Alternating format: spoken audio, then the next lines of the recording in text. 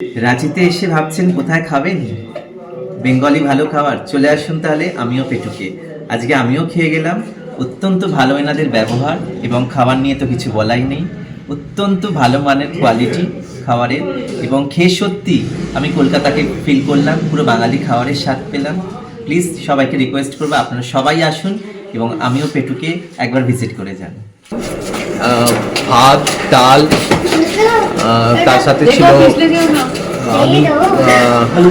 আলু ঝিঙে পোস্ত, যেটা কি অসাধারণ হয়েছিল, মানে দারুণ রান্না। তার সাথে খেলাম আমরা একটা পাঁচমেশালি তরকারি, বেশ বড়ি টড়ি দিয়ে একদম খুবই ভালো রান্না হয়েছে। এন্ড হলো আমাদের মাটন দিয়ে, কিন্তু মেনুর মধ্যে mutton, chicken, fish, whatever you like, আমরা মাটন প্রেফার করলাম। It was just too good. তার সাথে আমরা we end it up with payesh and chutney. It was too good. Anyone who is looking for a authentic Bengali cuisine, please do visit Ami Petu. Thank you.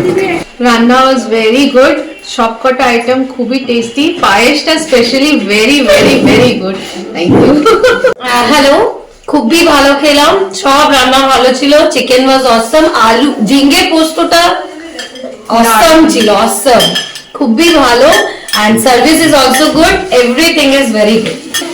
খেলাম, প্রত্যেকটি রান্না ভালো, বিশেষ করে পালং শাকের ঘন্ট, পোস্ত, মাছ, প্রত্যেকটা পায়েসের খুব টেস্ট, প্রত্যেকটা রান্না খুব ভালো।